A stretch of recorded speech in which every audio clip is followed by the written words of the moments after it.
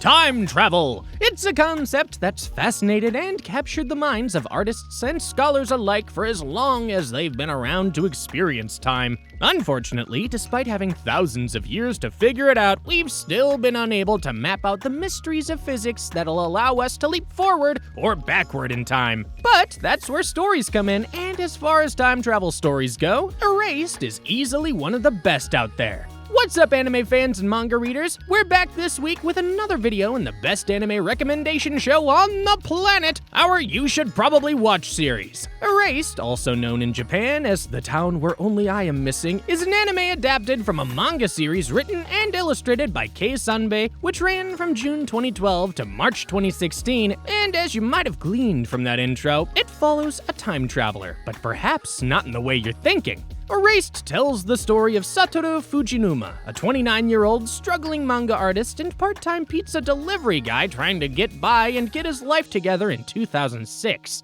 Like many middle-class men at that point in their lives, he lives alone in a little apartment as bills stack up on his table and he feels the overwhelming pressure of lost potential, the pressure of what his life could have been. Unlike many of his peers, though, Satoru possesses a strange ability, a mysterious gift that enables him to travel back in time. He calls this ability revival. Like I said earlier, it's time travel, sure, but not exactly how you expected. You see, Satoru can't just magic his way into the past and fix all the mistakes he's made in his life. Revival, as it turns out, is essentially an involuntary reflex, like a twitch of the eyelids in response to dust or the jolt of a hand when it comes into contact with a hot kettle. And unlike most other depictions of time travel, his revival is only able to go just a few minutes into the past. Satoru also doesn't have to wonder about paradoxes like meeting himself in the past or meeting his parents before they got together and accidentally erasing himself from history because, well, he literally couldn't. Even without considering that he could only ever go like 5 minutes backwards, the nature of his ventures into the past simply prevented him from doing so. It wasn't his body that traveled, you see. It was his mind that got thrown back into moments from his body and into moments prior. This is the really unique representation of time travel that I really enjoyed, and I still have not come across anything quite like it. Revival kicked into gear only the moments before a life-threatening incident, enabling Satoru to fix it and stop it from happening again.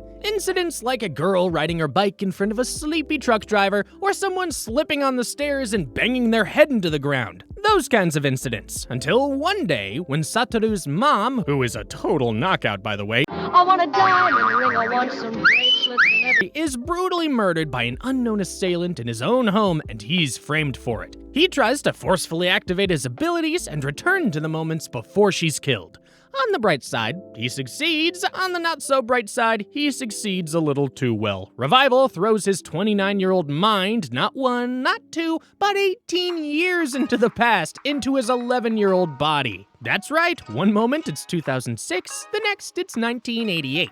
He's terrified at first, as I'm sure most sane people would be under the same circumstances. I mean, I sure as heck wouldn't want to go through middle school again. No sir, he just lost 18 years of his life, and there was no way to get back to the life he had without living it all over again. But it isn't all bad. His mother is alive again. He can see her and hear her voice and eat her pancakes, and coming back to his childhood allows him to appreciate the things he never had when he first lived it. The past, however, is not all sunshine and rainbows. A series of kidnappings and child murders had plagued his little town back in 1988, and this time around, Satoru intends to stop them. The mystery of the murders is centered around one troubled little girl in his middle school, Keio Hinazuki. As he works to keep her and the other victims alive in this timeline, he discovers that their deaths and the murder of his mother back in 2006 might be connected, and the rabbit hole is much deeper than he realizes. Erased is a beautifully crafted story with a narrative spanning 2 separate timelines and exploring themes of childhood, guilt, trauma, abuse, and nostalgia.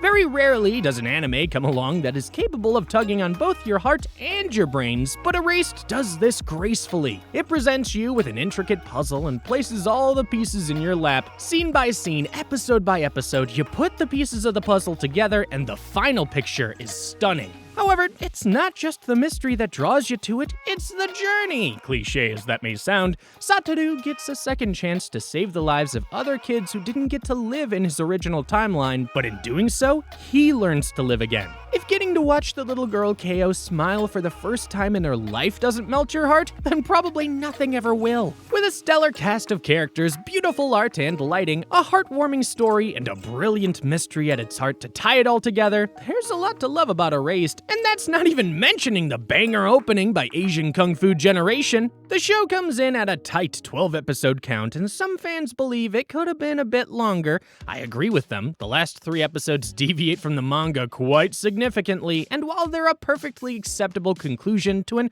otherwise excellent series, many people out there, myself included, are of the opinion that the manga has a better ending and delves into the paths of certain characters a lot better. So you might want to give the last couple volumes of the manga a read when you're done with the anime. You won't be disappointed. Finally, Sachiko Fujinuma is the best mom in anime! Anyway, that's all we have for today, folks. Do you agree with our pick? Maybe there are some great facts about Erased that I forgot to mention. Let me know what you think in the comment section below. Please subscribe if you haven't already and ring the notification bell to get regular updates on new videos. I make awesome anime and manga content like this every week, so be sure to check them out. Thanks for watching, and bye for now.